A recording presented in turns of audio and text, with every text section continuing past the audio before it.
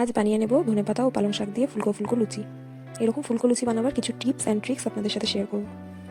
নিয়ে নেব কিছু কেটে রাখা পালং শাক, সেগুলি জলে গরম করতে দেবো। ভালো করে ফুটিয়ে নিয়ে সেগুলিকে জল ঝরিয়ে রেখে দেবো। পালং শাক ফুটে গেলে সঙ্গে সঙ্গে ঠান্ডা জল দিয়ে ধুয়ে দিলে সেটির রঙটি ভালো থাকে। এবার একটি মিক্সিং জারে নিয়ে নেব পালং শাকগুলো, সেটার মধ্যে দিয়ে দেবো 2টো কাঁচা লঙ্কা, একটু নুন এবং ধনেপাতা। সেগুলি নিয়ে ভালো করে একটা ফাইন পেস্ট তৈরি করে নেব। একটি পাত্রে নিয়ে নেব 1/2 কাপ আটা ও 1/2 কাপ ময়দা। সেটি নিয়ে নেওয়ার পর একটু রিফাইন তেল দিয়ে দেব, তার সাথে যে পেস্টটি তৈরি করলাম সেটি। এই সবগুলোকে ভালো করে মেখে নিয়ে একটা নরম ডো তৈরি করতে হবে। তারপর সেগুলি থেকে নেচি কেটে নিতে হবে, যেরকমভাবে আমরা লুচি বানাই। তারপর সেগুলি আমি তাড়াতাড়ি বেলে নেব। এরপর আমরা তেলে ডিপ ফ্রাই করে নেব। তাহলেই রেডি আমাদের ফুলকো ফুলকো লুচি।